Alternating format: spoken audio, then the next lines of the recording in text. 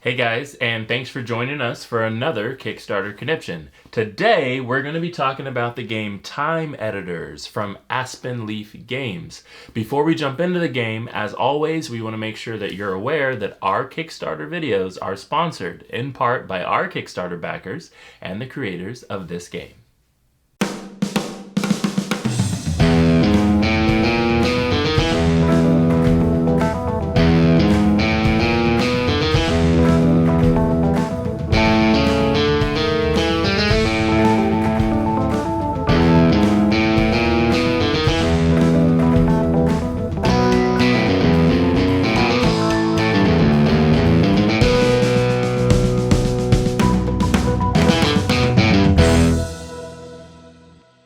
Hey guys, and welcome back to Tantrum House Studio J. I am Jonah Do. And I'm Shantelle Do. Today we'll be doing an overview video of the Kickstarter prototype, Time Editors by Aspen Leaf Games. In the game Time Editors, players explore planets, build mining colonies, collect resources, bring them back to Earth, and then use those resources to time travel back into the past to fix the timeline because disaster is about to happen. Yep. Time Editors is for 2 to 4 players, and it plays somewhere in about an hour to 2 hours, maybe. Just depends on how many players you've got. Time Editors, what you're attempting to do is go back in the past and fix a timeline, like a catastrophic event. And you've got to do that 4 times to be claimed the winner in the game. Let's jump into it here so you guys can see some of the components and check out how it's played. Each turn consists of 2 phases. The first is the space travel phase. You can perform 3 actions in any order. You can move your space freighter and reveal 1 planet tile. You could stop there, but if you like, you can start a mining colony. If you start a mining colony, you can also pick up resources from that planet. For your second action, you can use Tauronite cubes to buy things like action cards or more mining colonies. Lastly, you can play 1 purchase card of your choice. The second phase is the time travel phase. You can time travel from the present to 1 or more past events on the timeline, trying to prevent those events from happening. The game ends when 1 player has revealed 4 time edit achievements by stopping 4 different timeline events.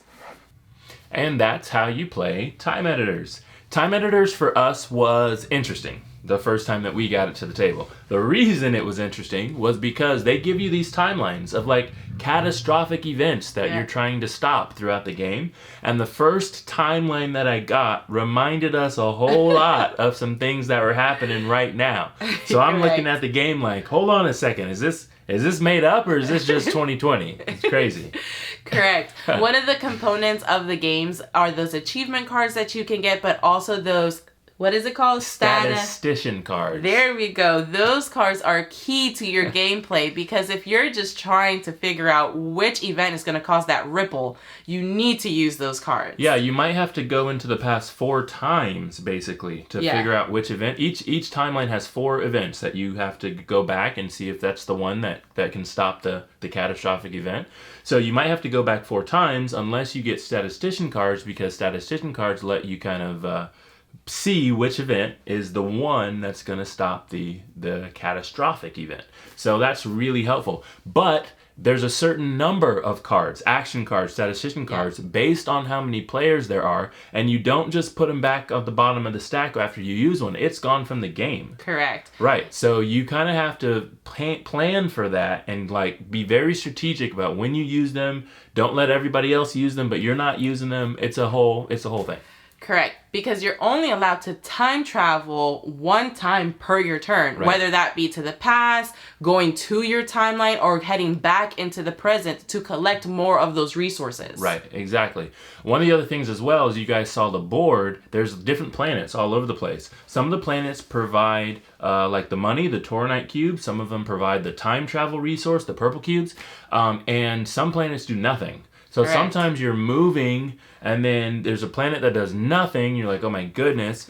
But then your next turn you need to move. You need to put a mining colony there so you can actually use that planet. But depending on which ring the planet is on, depends on how many resources you get from that planet.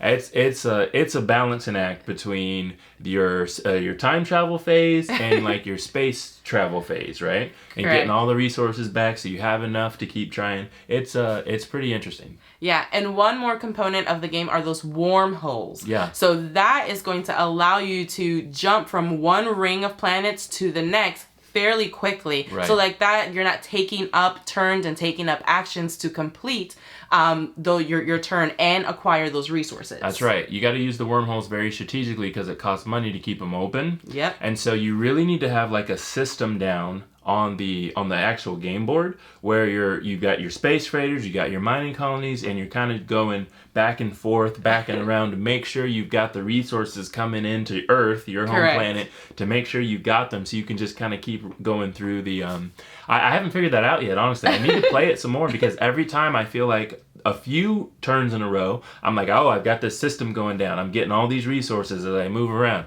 I've got a bunch of resources. I'm going into the past. I'm trying to solve the event, right? Correct, and then all of a sudden, it's like, I didn't do that right. I'm out of everything. My wormhole's gone. I don't have any cards. I need an action card. Like something happens. Oh my goodness. One more thing about it is that you can buy and purchase an extra space freighter. Yep. More mining colonies, so like that you have an ample of supply and opportunity to get more of those resources on the board. Yeah. So that is key. Make sure that you get your space freighters purchased early on in the game. Yeah, no, I agree, absolutely. Anyway, Time Editors is by Aspen Leaf Games. It is headed to Kickstarter very soon, if not available to you right now. So you should check it out if it's your type of game. We enjoyed getting it to our table. We played it a few times, different player counts. We found that we probably have the most fun around 3 or 4 players, probably maxed out makes it the most fun, although it does make it a little tight on the player board, like trying to get your resources and things like that. With 2 players, it's almost like the player board area, the space travel area, we're not really going to bump into each other. Like you can take 2 sides of the board and just kind of get your machine working. But with 3 or 4, that doesn't seem to happen. So we've enjoyed it. And if, again, we're telling you, if it's your type of game, you should check it out.